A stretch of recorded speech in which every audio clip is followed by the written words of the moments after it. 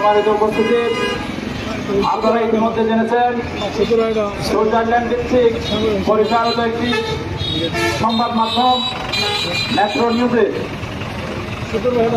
Doctor Yusuf Ali নয়, এটি সূক্ষ্মভাবে ইসলাম বিরোধী ষড়যন্ত্রে তারা লিপ্ত হয়েছে।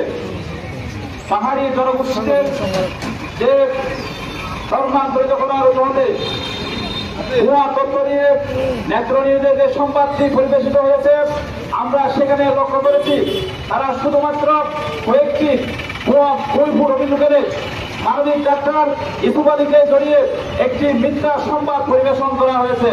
আমরা সেই মিথ্যা সংবাদের তীব্র নিন্দা ও প্রতিবাদ জানাচ্ছি।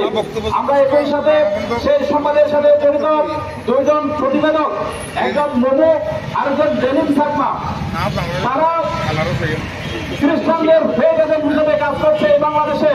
তাদের ওয়ালে আমরা করে রেখেছি তারা আমাদের বর্তমান প্রধানমন্ত্রী তারেক রহমানের বিরুদ্ধে মিথ্যাচার করেছে। আমরা তাদের সেই ব্যক্তিগত ফেসবুক পোস্টে আমরা আরো দেখেছি বর্তমান বাংলাদেশের বিরোধী দলীয় নেতা ডাক্তার শফিকুর রহমানের বিরুদ্ধে মিথ্যাচার করেছে। তারা এখানে বাংলাদেশ সেনাবাহিনীর বিরুদ্ধে মিথ্যাচার করেছে। তারা বাংলাদেশের জননিরাপত্তা বাহিনীর বিরুদ্ধে তারা মিথ্যাচার করেছে।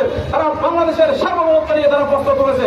আমরা বর্তমান সরকারকে অনুরোধ জানাবো যে এই সংবাদের বিরুদ্ধে যে মোমো এবং ডেনিম সাকমা জড়িত রয়েছে তাদেরকে গ্রেপ্তার করে, তাদেরকে যদি আপনারা গ্রেপ্তার পূর্বক তাদেরকে জিজ্ঞাসাবাদ করেন তাহলে তাদেরকে যে ষড়যন্ত্র এই ষড়যন্ত্র বেরিয়ে আসবে।